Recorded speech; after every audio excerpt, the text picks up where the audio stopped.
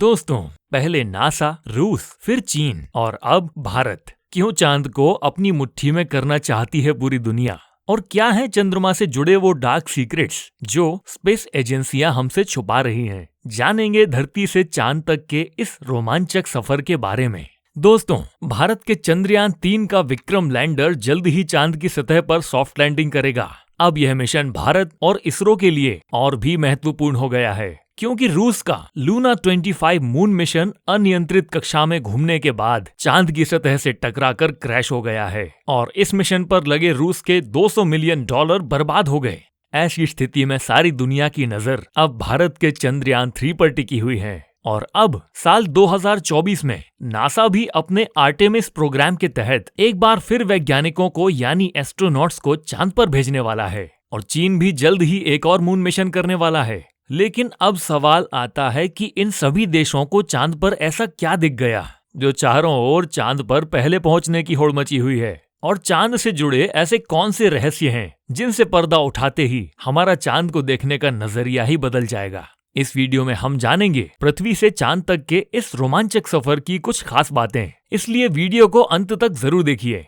दोस्तों, चांद हमारी पृथ्वी से 3,84,400 किलोमीटर दूर है और अगर हम सीधा रास्ता पकड़ते हैं तो इसी के आसपास डिस्टेंस में ही हम चांद की सतह पर पहुंच जाएंगे। जबकि भारत के चंद्रयान 3 के रास्ते से हमें चांद पर पहुंचने में 42 दिन लगेंगे, क्योंकि चंद्रयान 3 ने चंद्रमा की तरफ जाने का अंडाकार रास्ता चुना है, जिसमें वह पहले पृथ्वी के चक्कर लगाकर चांद की ओर एक लंबे रूट से बढ़ेगा और फिर चांद के चक्कर लगाकर लैंडिंग करेगा।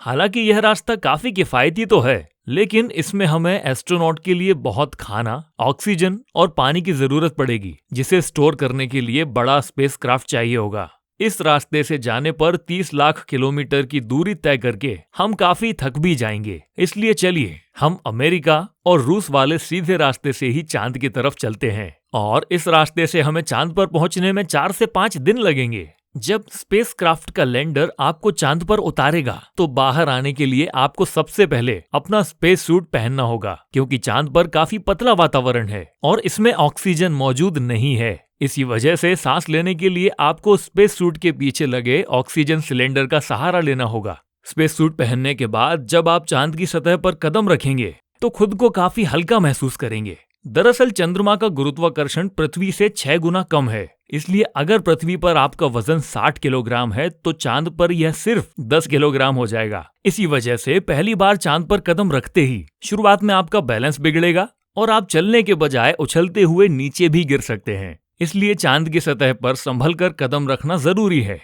खैर, अब चांद की सतह की बात करें तो यहाँ पृथ्वी की तरह सीधे रास्ते नहीं बने हुए हैं, बल्कि चांद की सतह ऊबड़ खाबड़ है और यहाँ जगह जगह पर चट्टानी पहाड़ और बड़े बड़े क्रेटर यानी गड्ढे हैं। चांद पर यह गड्ढे सालों से गिर रहे उल्कापिंडों की वजह से बने हैं और यह गड्ढे 100 सेंटीमीटर से लेकर 25 किलोमीटर तक बड़े हैं। वहीं चांद की मिट्टी यानी कि लूनर सॉयल बिल्कुल ज्वालामुखी से निकलने वाली राख जितनी बारीक है और इसका रंग भी पृथ्वी की मिट्टी से ज्यादा डार्क, बिल्कुल सीमेंट की तरह होता है। इस मिट्टी में खुरदुरापन ना होने की वजह से आप जैसे ही इस पर कदम रखेंगे तो आपके पैरों के निशान इस पर बन जाएंगे, जिस वजह से चांद पर सबसे पहले कदम रखने वाले एस्ट्रोनॉट नील आर्मस्ट्रॉन्ग और बज एल्ड्रिन के पैरों के निशान आज भी वहां मौजूद हैं।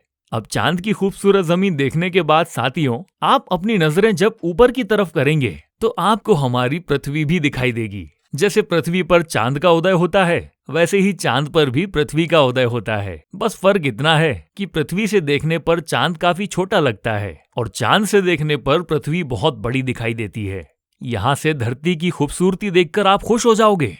अब अगर आप चांद के उत्तरी ध्रुव पर लैंड करोगे तो आपको अपने आसपास भूतकाल में फैले हुए स्पेस मिशन के स्पेसक्राफ्ट और सैटेलाइट के टुकड़ों के साथ प्लास्टिक बैग में भरा हुआ कूड़ा भी मिलेगा। यह कूड़ा नासा के उन 12 एस्ट्रोनॉट्स ने फेंका है जो चांद पर जा पाए। दरअसल इन बैग्स में इनका मलमूत्र और खाने के रैपर्स और बिस्किट हैं। वहीं अगर आप चांद के दक्षिणी ध्रुव पर उस जगह उतरते हैं जहां 4 साल पहले चंद्रयान 2 क्रैश लैंड होकर गिरा था, तो वह आज भी आपको उतनी बुरी कंडीशन में ही मिलेगा, क्योंकि चांद पर वातावरण नहीं होने के कारण वह क्रॉस लैंड होने के बाद ना तो वह बारिश और ना ही तूफानी बवंडर से रूबरू हुआ है। इसलिए अगर आप उसे अपने स्पेस क्राफ्ट में फिट करके पृथ्वी पर वापस ले आएं, तो उसे ठीक करके वापस भेजा जा सकता है। दोस्तों, आप यह तो जानते ही होंगे कि स्पेस के सभी ऑब्जेक्ट पर अचानक उल्कापिंडों की बारिश शुरू हो जाती है। लेकिन अब सवाल आता है कि हमारी पृथ्वी इन उल्कापिंडों से कैसे सुरक्षित है? तो इसका कारण है पृथ्वी की मैग्नेटिक फील्ड, जो इन उल्कापिंडों को या तो साइड में धकेल देती है या फिर ग्रेविटी और एटमॉस्फेयर इन्हें धरती तक पहुंचने के पहले ही जलाकर राख कर देते हैं। लेकिन चांद की मैग्नेटिक फील्ड पृथ्वी के मुकाबले काफी कमजोर है। इसकी ग्रेविटी भी कम है और यहाँ घना वातावरण भी मौजूद नहीं है। इसी वजह से चांद पर लगातार उल्कापिंडों की बारिश होती रहती है।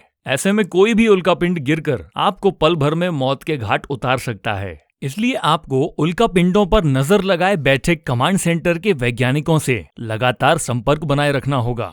अब अगर आप सोच रहे हैं कि आप अपने किसी दोस्त या फिर लाइफ पार्टनर को चांद पर साथ ले जाकर गप्पे लड़ाते हुए अपने मून मिशन पर काम करें, तो आपको बता दें कि ऐसा मुमकिन नहीं है, क्योंकि चांद पर वातावरण न होने की वजह से साउंड वेव चल नहीं पाते। यानी कि अगर आप अपने साथी को कुछ बोलेंगे तो वह आपके होंठ हिलते हुए तो देखेगा, लेकिन आपकी आवाज नहीं सुन पाएगा। इतना ही नहीं, चांद पर आपको अपनी आवाज तक नहीं सुनाई देगी। मानो जैसे मोबाइल की तरह किसी ने आपको भी साइलेंट मोड पर डाल दिया है। हालांकि एस्ट्रोनॉट चांद पर एक खास स्पेस सूट पहनते हैं, जिसमें साउंड पुश करवाने के लिए नाइट्रोजन और ऑक्सीजन की मदद से कृत्रिम वायुमंडल बनाया जाता है। साथ ही इन्हें एक माइक्रोफोन वाली हेडफोन पहनाई जाती है, जिसके जरिए यह अपने साथी और कमांड सेंटर की आवाज सुन सके और जवाब भी दे सके।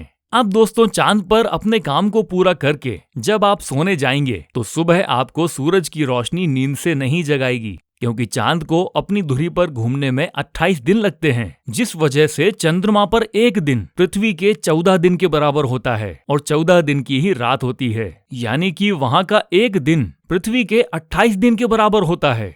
दोस्तों, हम चांद का सिर्फ एक हिस्सा आज तक देख पाए हैं, जो हमारे सामने होता है। और अगर आप चांद के पिछले वाले अंधेरे हिस्से पर पहुंच गए तो आपके साथ काफी खौफनाक चीजें हो सकती हैं। आपको बता दें कि चांद पर कई सालों से शोध कर रहे कुछ वैज्ञानिकों का यह भी कहना है कि भूतकाल में वहां कोई एलियन सभ्यता बसी थी।